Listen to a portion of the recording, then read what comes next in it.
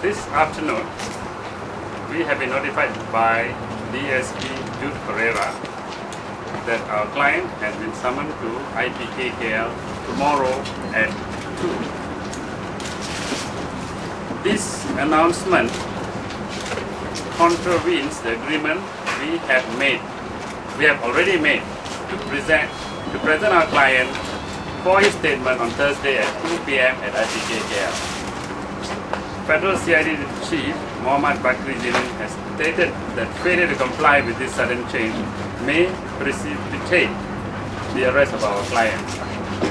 We are troubled by the threatening language coming from the CID Chief and by the unannounced change. No reason has been given for this change, and we are concerned that internal confusion within the law enforcement agencies may precipitate in harm coming to our client. Notwithstanding these latest developments, our client has agreed to fully cooperate with the CID, with the police, and appear at 2 p.m. on Wednesday to give a statement. The time is at 10:30. On Wednesday, he will also give a statement to the Anti-Corruption Agency pertaining to the police report that he has filed regarding suppression of material facts of our client's case in 1988. That's a separate matter. We reiterate that until our client is yet to be provided with the police report that has been filed against him despite multiple requests that has been made to obtain it. Now, I received this notice from the police after a press conference I had earlier this morning at 12 o'clock.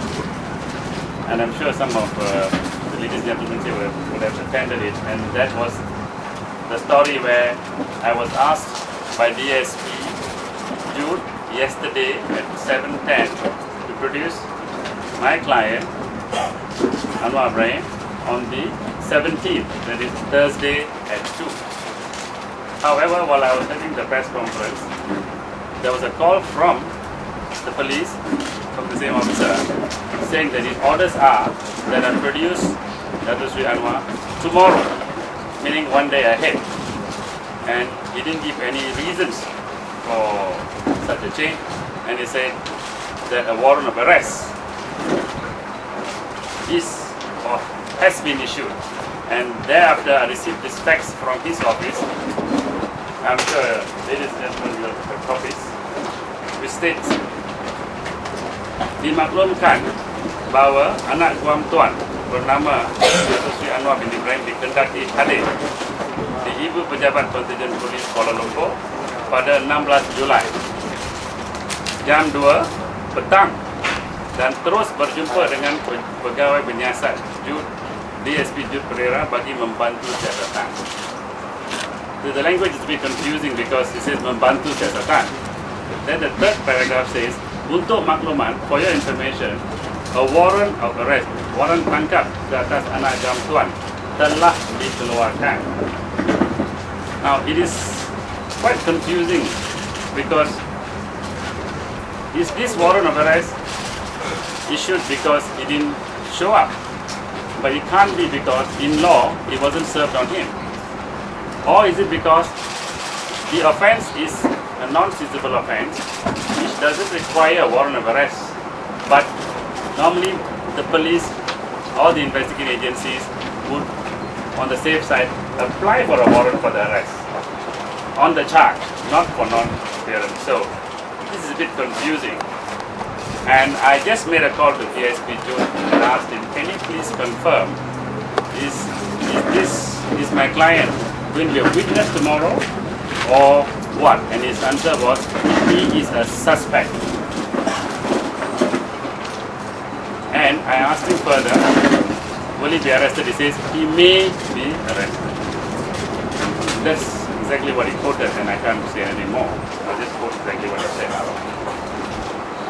We are rather concerned that this has come to this stage, but we will comply. We will go tomorrow at 2 p.m. Meaning the client and the lawyers who are representing him. That's all. Any further questions, please? So you go to both BPR and IDKKL to take Yes. this? Yes. When did you get the letter? This morning? As soon as the press conference is about to be over at about nearly, the letter came in at about 1:08 by fax. 1:08. Fax was 1:08. You didn't know until you left. Yes, yes. You spoke to who? The one that said that he thinks the suspect he may be arrested. The investigating officer, DSP Jude Pereira. You spoke to him, yeah? Yes, I spoke just now when I just came in here. On which grounds you arrested?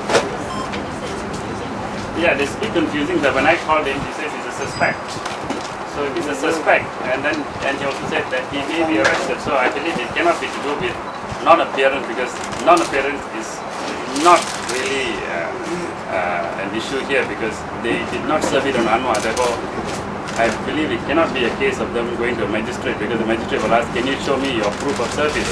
And if he says there's no proof of service, so it can't be that. So for them to get that kind of order, they have to produce evidence of service on Anwar.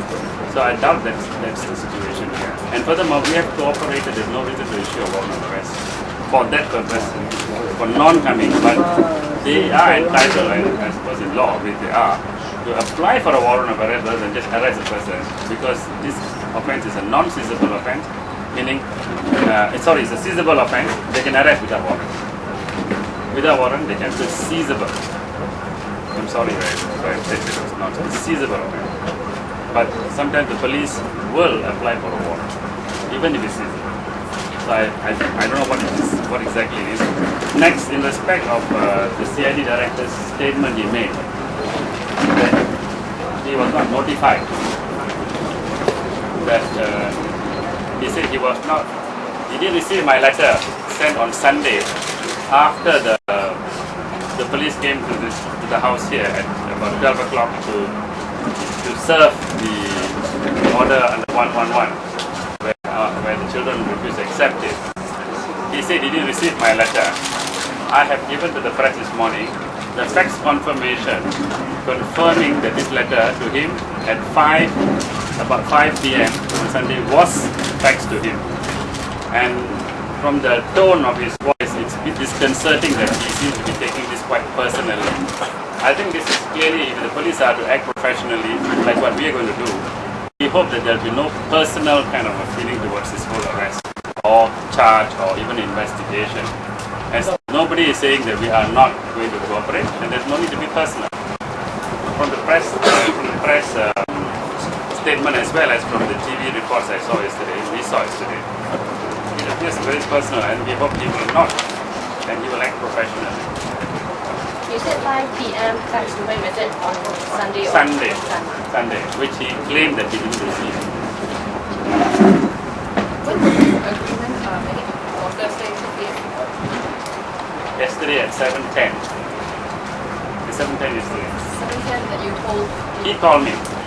The police called me. And then they said that on Thursday. They said, can your client come? I said, yes. What day did you want? He said 17 is good for me. So I called up Dr. Sri and we confirmed. Within 15 minutes we called back the police and told the officer, yes, we'll be there 10:30 on the 17th. Because we had ACA.